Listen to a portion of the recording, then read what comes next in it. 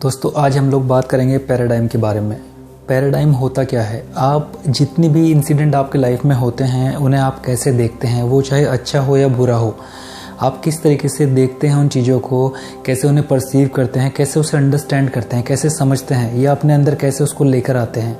अगर मैं बहुत ही सिंपल भाषा में कहूँ तो पैराडाइम का मतलब होता है आपका किसी भी चीज़ को देखने का नज़रिया, मतलब किस चीज़ को आप किस नज़रिए से देखते हैं, इसे हम बोलते हैं पैराडाइम। जैसे हम जब किसी जगह पर जाते हैं और हमें उस जगह के बारे में नहीं पता होता तो हम जनरली क्या करते हैं, हम मैप खोलकर चेक करते हैं कि यहाँ से कैसे वहाँ उस जगह पे पहुँचना है। सेम थिंग हमारी पैराडाइम होती है हमारी लाइफ में।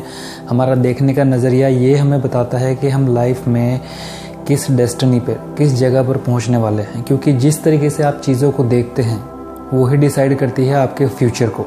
किसी भी एक सेम सिचुएशन को हम लोग क्यों डिफरेंटली रिएक्ट करते हैं, ये करते हैं बिकॉज हमारा पैराडाइम की वजह से। क्योंकि एक सिचुएशन हम लोगों को दी जाती है जब हमारा देखने का नज़रिया सब लोगों का डिफरेंट होता है।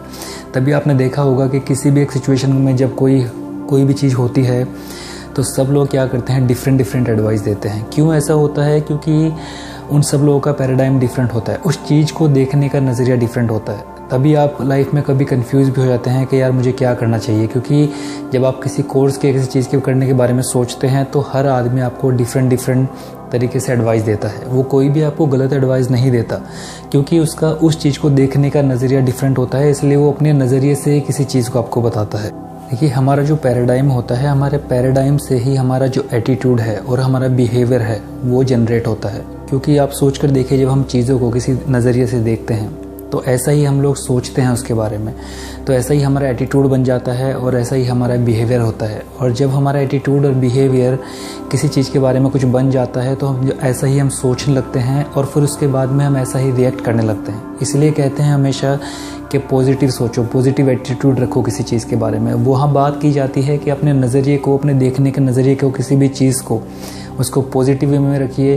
आपका जो बिहेवियर है वो भी पॉजिटिव होगा और उसके बाद आपके जो एक्ट होंगे वो भी पॉजिटिव वे में होंगे, रिजल्ट भी आपके पॉजिटिव आएंगे। देखिए हम लोगों को लगता है कि जैसा हम चीज़ों को देखते हैं, जैसे हम दुनिया को देखते हैं कि वही एक सही तरीका होता है, बट ऐसा बिल्कुल भी सच नहीं है। क्योंकि हमारा देखने का नज़रिया उस चीज़ को कुछ और होता है और दूसरे का उसी चीज़ को देखने का नज़रिया कुछ और होता है। आपने देखा भी होगा जब आप किसी के साथ में डिस्कस करते हैं या कोई एडवाइस लेते हैं तो आप कहते हैं कि ये बेस्ट तरीका है इस काम को करने का, बट दूसरा आदमी कहता है कि आप कैसी बातें कर रहे हो, ये टोटली फुलिश तरीका है किसी भी काम को अचीव करने का।